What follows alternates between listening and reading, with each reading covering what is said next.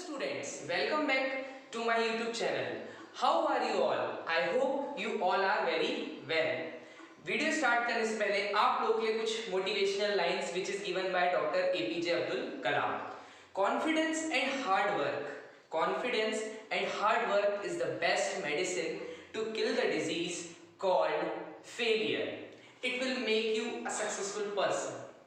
तो इन्हीं लाइनों के साथ आज हम हमारी क्लास स्टार्ट करते हैं.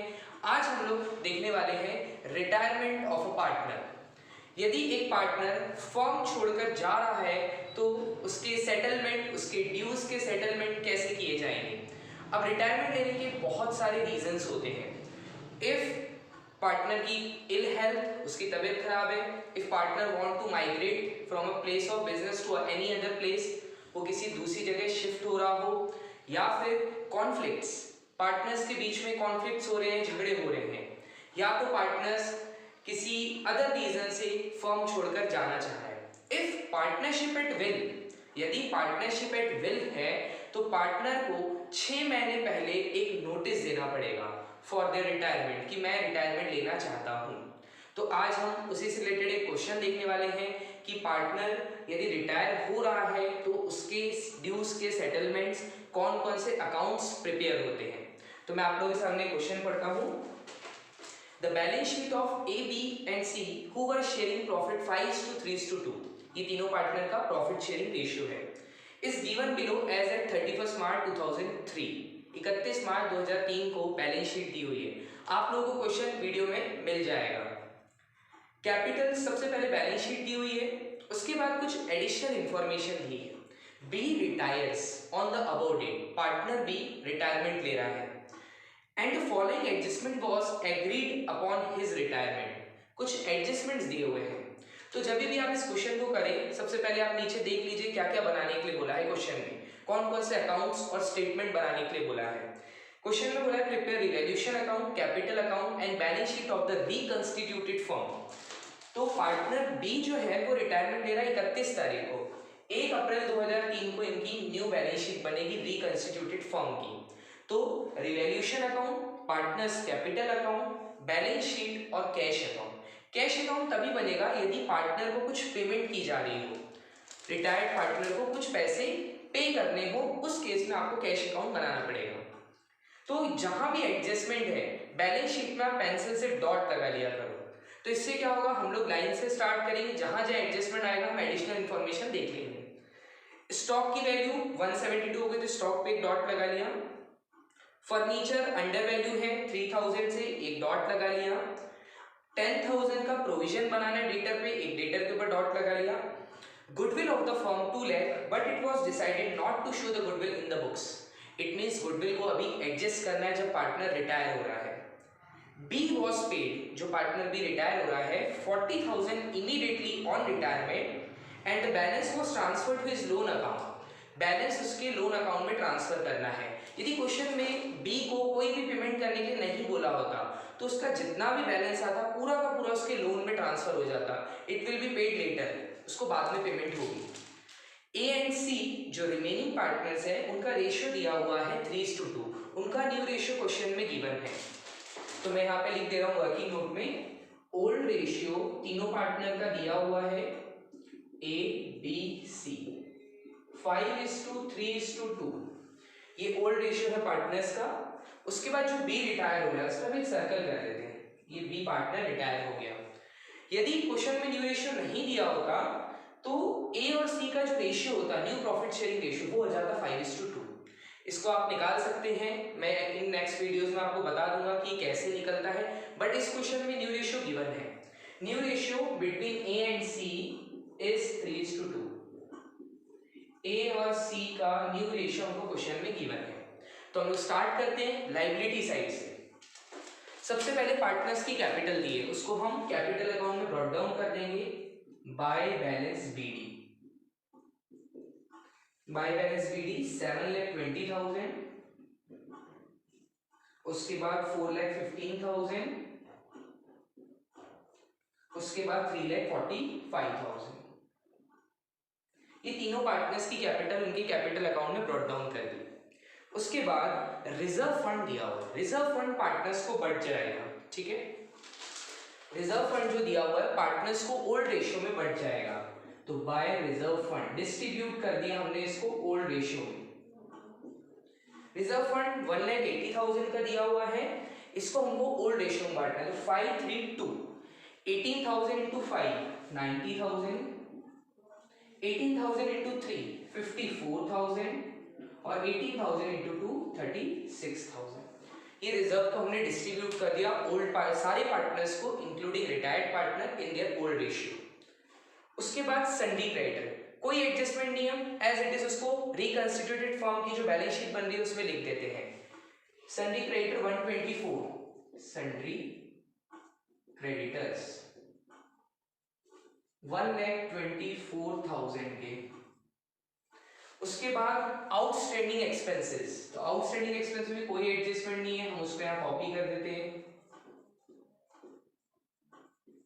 आउटस्टैंडिंग एक्सपेंस दिए हुए हैं 16,000 के, ठीक है। हमारी लायबिलिटी साइड कंप्लीट हुआ, अब एसेट साइड शिफ्ट हो जाते हैं। लैंड दिया है, कोई एडजस्टमेंट नहीं है, लिख देते हैं जो वैल्यू क्वेश्चन में गिवन है बैलेंस शीट में। लैंड दिया हुआ है 4 लाख रुपीस का। बिल्डिंग के ऊपर भी कोई एडजस्टमेंट नहीं है, बिल्डिंग को भी वैसे ही कॉपी कर देते हैं। बिल्डिंग है 3,80,000 की, 3,80,000। उसके बाद प्लांट एंड मशीनरी गिवन है, तो प्लांट एंड मशीनरी पे भी कोई एडजस्टमेंट नहीं है, तो उसको एज इट इज लिख देते हैं plant and machinery account. Plant and machinery account 4,65,000 का गिवन है। अब उसके बाद आ रहा है फर्नीचर एंड फिटिंग्स। अब उसमें मैंने पहले ही डॉट लगा के रखा था, उस पर एडजस्टमेंट है। अब हम एडिशनल इंफॉर्मेशन प्रेफर करेंगे। पहले हम लिख देते हैं फर्नीचर एंड फिटिंग्स कितने के हैं, उसको अंदर लिख दीजिए। फर्नीचर फिटिंग्स की वैल्यू दी है 77,000। अब उसका एडिशनल इंफॉर्मेशन देखते हैं कि क्या हो रहा है। Furniture and fittings were under valued bye 3,000, 3,000 से कम दिखाया है, तो उसको बढ़ा देते हैं प्लस 3,000, तो ये बाहर हो जाएगा 80,000। अब एसेट्स की वैल्यू बढ़ रही है। Increase in asset is credited to revaluation account, decrease in asset is debited to revaluation account, increase in liability is debited to revaluation account, decrease in liability is credited to revaluation account. और यदि कोई unrecorded assets होता है जिसको भी हमको record करना है, जो पहले की बैलेंस शीट में गिवन नहीं था, तो उसको हम रिवैल्यूएशन की क्रेडिट साइड शो करते हैं। कोई अनरिकॉर्डेड लायबिलिटी है जो बैलेंस शीट में पहले से नहीं थी, अभी वो अराइज हो गई है, तो उसको हम रिवैल्यूएशन की डेबिट साइड रिकॉर्ड करते हैं। तो अभी फर्नीचर एसेट से इंक्रीज हो रहा है, it will be credited to revaluation account by furniture and fittings. उसको हमने 3,000 से बढ़ा दिया क्योंकि वो कम शो किया गया था। नेक्स्ट देखते हैं स्टॉक। स्टॉक पे भी एडजस्टमेंट है। स्टॉक को अंदर लिखते हैं जितना बैलेंस शीट में गिवन है। स्टॉक दिया हुआ है 1,85,000 का। अब एडजस्टमेंट सुनिए। Stock was valued at 172, stock की वैल्यू हो गई 1,72,000, तो उसको हम बाहर लिखते हैं डायरेक्ट अमाउंट कॉलम में। डिफरेंस देख सकते हैं आप लोग, 13,000 से स्टॉक की वैल्यू कम हो रही है, तो -13,000। अब एसेट्स की वैल्यू कम हो गई तो रिवैल्यूएशन के डेबिट में टू स्टॉक 13,000 से। कई बार स्टूडेंट्स गलती कर जाते हैं, वो जल्दी में ये वैल्यू लिख देते हैं 172। ये नहीं लिखना है, जितने से इंक्रीज और डिक्रीज हो रहा है वही वैल्यू रिवैल्यूएशन अकाउंट में आएगी। Next sundry debtors. डेटर्स हैं 172 के। सन्ड्री डेटर्स 1,72,000 के हैं। अब क्वेश्चन में इसके ऊपर एक एडजस्टमेंट है। An amount of 10,000 due from D was doubtful. D हमारा डेटर है, वो डाउटफुल है, पैसे बैड डेट्स हो सकते हैं।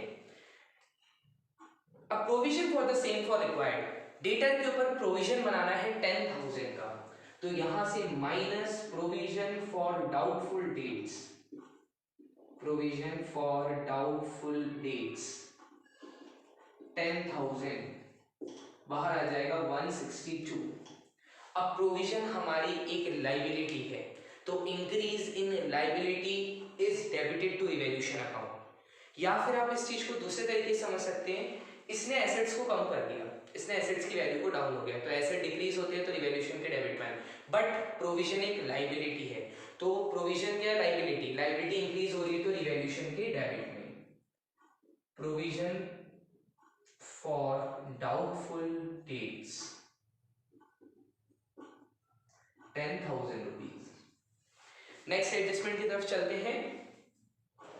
कैश इन हैंड, अब कैश इन के लिए अकाउंट बनेगा, कैश इन हैंड को यहाँ पे अभी खाली लिख के छोड़ दीजिए, ब्लैंक। बाद में जब हम इसका बैलेंस निकालेंगे तो इसको अपडेट करेंगे ऊपर, और यहाँ पे to balance BD, cash account के debit side to balance BD. All assets का हमेशा डेबिट बैलेंस होता है, तो 1,21,000।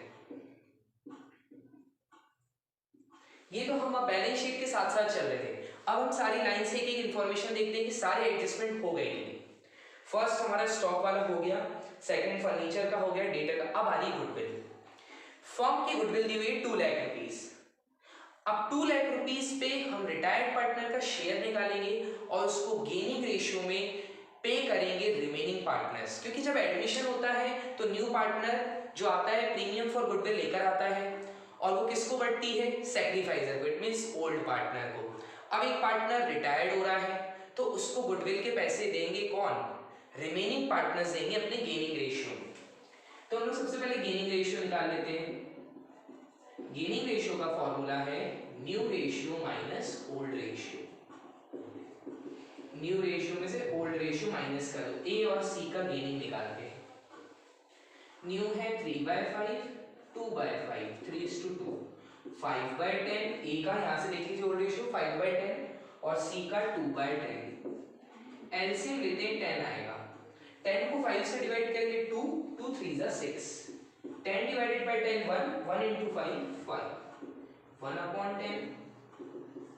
यहाँ भी 10 एलसीएम, 10 डिवाइडेड बाय 5 2, 2 2 जा 4, -2 इज इक्वल टू 2/10।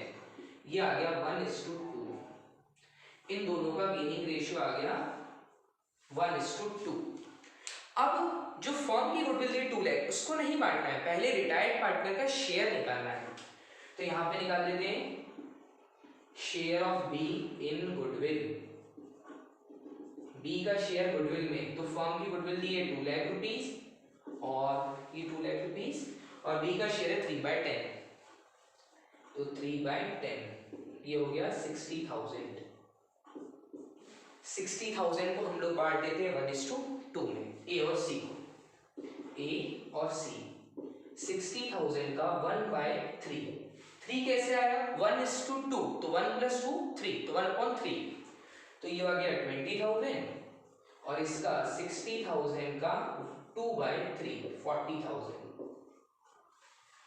अब इसको बांटने की जर्नल एंट्री मैं आपको बता देता हूं। जो गेनर्स होते हैं वो डेबिट होते हैं, तो गेनर्स यहाँ पे कौन है, ए और सी। तो इसकी एंट्री क्या होगी, as capital account debit, C's capital account debit to B. जो पार्टनर जा रहा है वो रिटायर्ड पार्टनर है, वो सेक्रीफाइस करके जा रहा है सब कुछ, तो सेक्रीफाइसेस क्रेडिट होते हैं। तो इसकी एंट्री मैं यहाँ लिख देता हूं, एज कैपिटल अकाउंट डेबिट,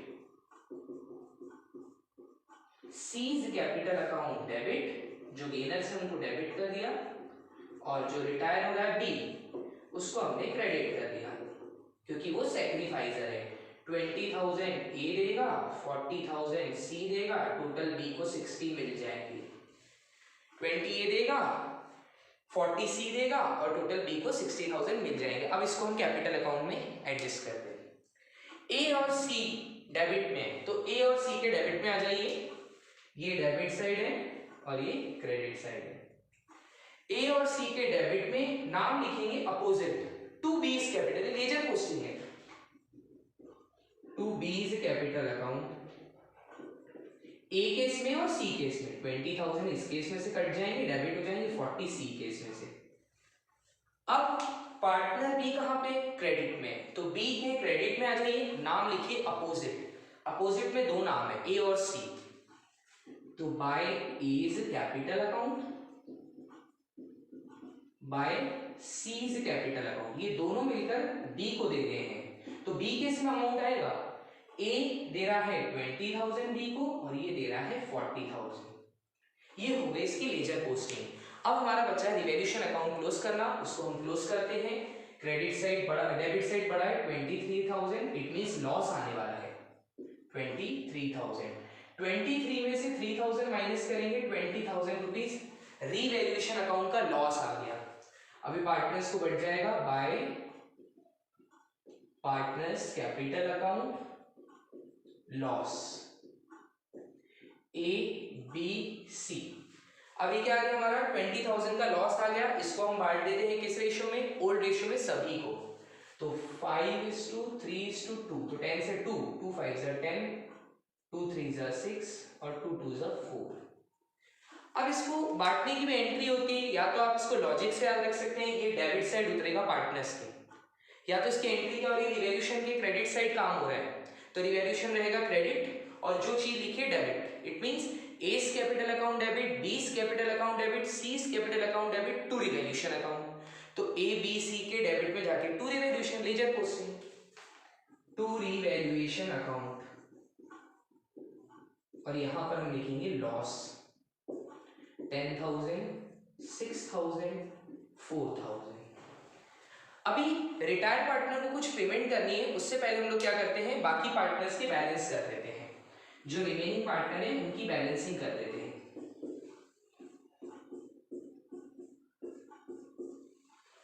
तो सबसे पहले इसका टोटल कितना हो रहा है 720 प्लस 90,000, इसका हो रहा है 8,10,000। यहां भी लिखेंगे 8,10,000 और माइनस कर देंगे 30,000। तो यहाँ पे बैलेंस आ गया टू बैलेंस सीडी, जो रिमेनिंग पार्टनर है उनका बैलेंस निकलता है। तो माइनस 30 780, ये 780 बैलेंस आ गया। अब हम पहले सी का कर लेते हैं, उसके बाद में हम लोग बी का करते हैं।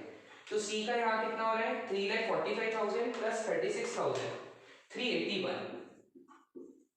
यहाँ पर भी लिखेंगे 381 माइनस कर देंगे 44,000, तो ये इसका बैलेंस आ गया 3,37,000। अब जो पार्टनर रिटायर हो रहा है उसको पेमेंट करनी है 40,000 रुपीज। तो एंट्री क्या होगी, B's capital account debit to cash, तो बी के डेबिट में जाके टू कैश, ये कैश अकाउंट लिख दिया 40,000। ये बी को हमने क्या किया, पेमेंट कर दी 40,000 की। अब बी के क्रेडिट में जाकर क्या लिखे, सॉरी कैश के क्रेडिट में जाकर क्या लिखेंगे, बाय बीस कैपिटल, क्योंकि एंट्री क्या हुई B's capital account debit to cash. तो बी के डेबिट में कैश, कैश के क्रेडिट में by B's capital account, by B's capital account, ये उसको 40,000 की पेमेंट कर दी। अब उसका जो भी बैलेंस आएगा लोन में ट्रांसफर हो जाएगा। तो ए का टोटल करते हैं क्रेडिट साइड का 415 प्लस 54,000 प्लस 60,000, 529 क्रेडिट साइड में लिखा है, यहां पे भी लिखेंगे 529 और माइनस कर देंगे कितना 46,000, तो ये आ गया 4,83,000, ये आ गया उसका लोन। यहां लिखेंगे टू बीज लोन अकाउंट, ये अमाउंट उसको बाद में पे किया जाएगा। तो बी का लोन यहां पे अपडेट कर दीजिए, बीज लोन अकाउंट 4,83,000, ये लाइबिलिटी होगी फर्म की, फर्म के लिए लाइबिलिटी हो गई क्योंकि उसको बाद में अमाउंट पे किया जाएगा। अब हम लोग कैश अकाउंट क्लोज करते हैं और बैलेंस शीट को टोटल करते हैं। कैश का डेबिट साइड 121, यहां भी 121। अब यहां पे निकल जाएगा बाय बैलेंस सीडी, 121 माइनस 40 तो 81,000। इसको अपडेट कर देते हैं बैलेंस शीट के एसेट साइड, जहां पे कैश हमने ब्लैंक लिखा था, और लायबिलिटी साइड पार्टनर्स की कैपिटल आ जाएगी। ये जो कैपिटल है रिमेनिंग पार्टनर्स की, ये जो दिख रही है ये उठ के यहाँ पे आ जाएगी, ए और बी। ए की आई 780 और सी की आई, सॉरी सी पार्टनर सी, क्योंकि बी तो रिटायर हो गया, पार्टनर सी की 337। अब इसको टोटल करके बाहर लिख सकते हैं, डायरेक्टली आप लोग इसको बाहर भी लिख सकते हैं अमाउंट कॉलम में। 780 प्लस 337 ये आया 11,17,000। अब हम लोग लायबिलिटी साइड का टोटल करते हैं, फिर एसेट साइड का टोटल करेंगे।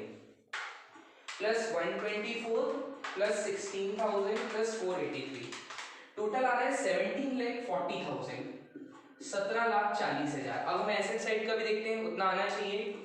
4 lakh plus 380 plus 465 plus 80 plus 172 plus 162 plus 81, ये आ रहा है 17,40,000, 17,40,000। आई होप ये क्वेश्चन आप लोगों को समझ आया होगा। यदि आपको मेरा वीडियो पसंद आए तो अपने फ्रेंड के साथ शेयर कीजिए, लाइक करिए, सब्सक्राइब कीजिए। मैं इस क्वेश्चन का प्रॉपर एक फोटो आपको इस वीडियो के एंड में मिल जाएगा। बार बार मेरे चैनल पर आकर वीडियो देखने के लिए आपका मेरे हृदय की गहराइयों से बहुत बहुत धन्यवाद। Thank you.